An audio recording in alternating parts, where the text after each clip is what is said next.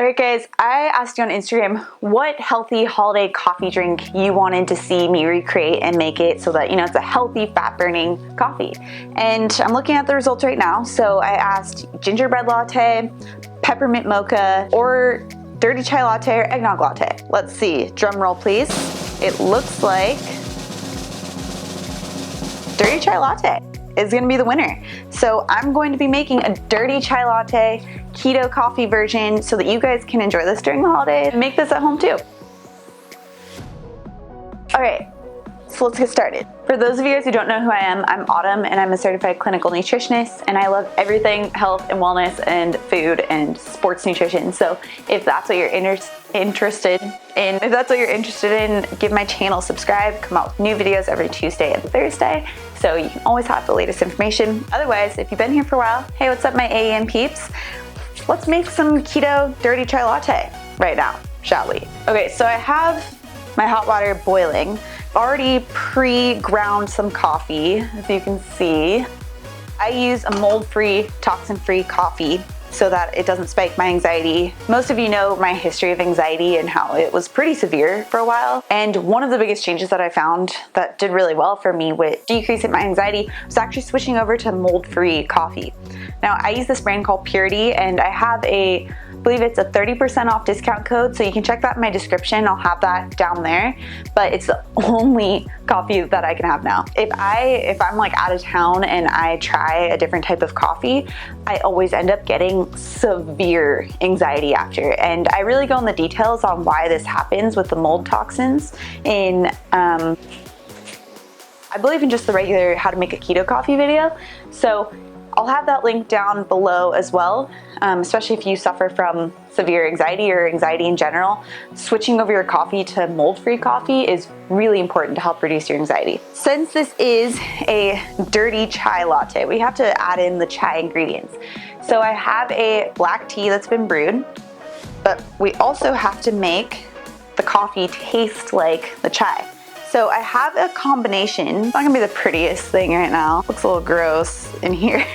But I have a combination. It smells so good though. I have a combination of different chai spices. So in this, which I'll again have everything listed below in the description, I have a half a teaspoon of cinnamon, 1/8 teaspoon of ground ginger, 1/8 teaspoon of ground cardamom, 1/8 teaspoon of ground nutmeg, and 1/8 teaspoon of ground cloves, or actually I'm using whole cloves in this just because I really didn't feel like actually grinding them, which that's fine too. Just, add in a little bit more, maybe increase that to like about, I have 7 whole cloves in here. That works too. So we're going to put this in with the coffee. And that just makes it so that it doesn't, like, your end result doesn't come out a little powdery. I just realized I'm wearing the exact same outfit as I was during the last keto coffee, like fall keto coffee video. So I swear I have more clothes other than flannels. I really need to get some clothes. And now I'm gonna shut this water off.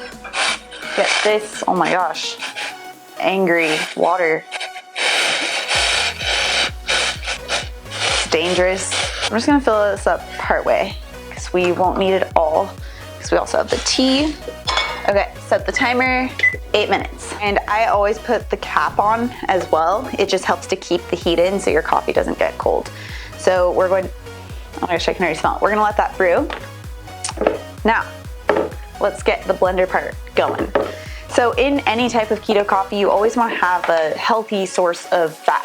So the ones that I like to use is unrefined coconut oil. You can also use MCT, but I'm not really a big fan of MCT. Everything on my channel is really science-backed, except for this one claim. There's not any science that shows MCT is bad for you, but it doesn't follow my nutrition philosophy. I try and stick to the least processed version of a food as possible. And MCT is a really processed version of coconut oil. So I like to go with the unrefined coconut oil. You still get MCTs, just not as a big dosage of MCTs. So you can use between 1/2 of a tablespoon to a tablespoon, or you can just start off with a teaspoon if you want. So I'm gonna do, that's about 1/2. Yeah, this is about a half of a tablespoon. And then same thing with the grass-fed butter. So grass-fed butter, really great in keto coffee as well because it contains butyric acid. And the butyric acid is what's really great to have on a fasted, whoops, got butter all over my blender, on a fasted empty stomach because it helps to decrease gut inflammation. So butyric acid isn't in a lot of different foods other than grass-fed butter or grass-fed dairy products. Your bacteria in your colon will make it, but you can get a food supply of it that really helps that gut healing process in grass-fed butter. Now, if you are plant-based, if you don't have dairy, then you can also swap this out for cocoa butter. So just do the same amount, equal amounts.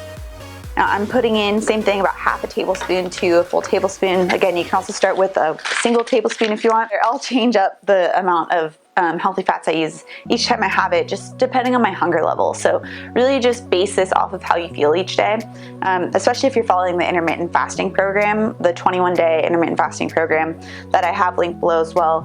You can just really start to, when you start to become more in tune with your body and what it is that your body needs, you can adjust the amount of healthy fats that you have in your keto coffee each morning. I like to add in a little pinch of salt for this dirty chai mixture. Okay, so the timer just went off. I'm gonna press this down.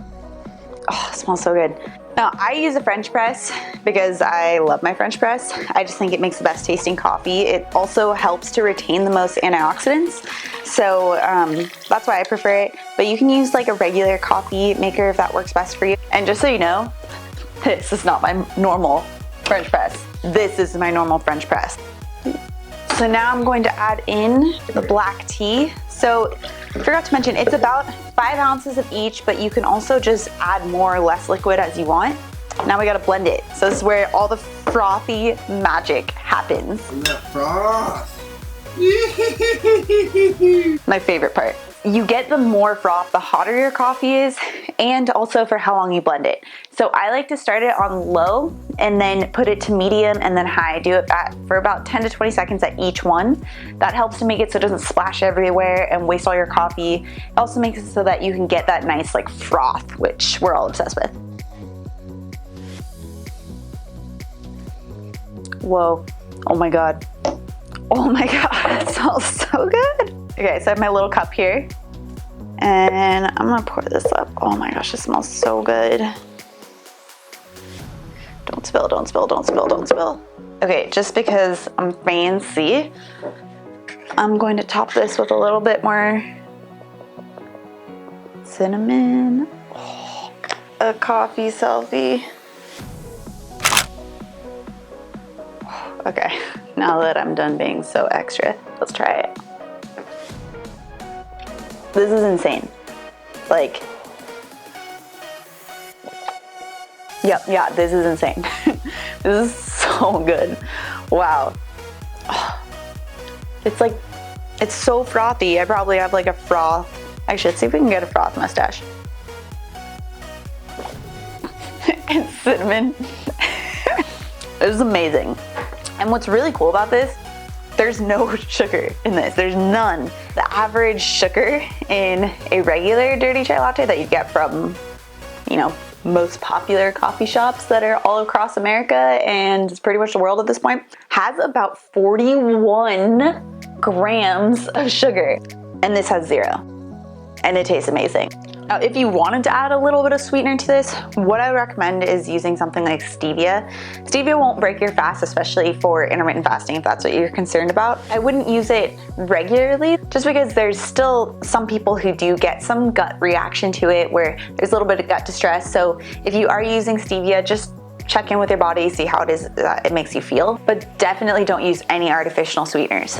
Any artificial sweetener, it has a really bad effect on our metabolism. There's studies that show that it can actually lead to tumors, which of course that's not good. But a lot of artificial sweeteners are made out of things like rocket fuel. So, I mean, like, that's not food.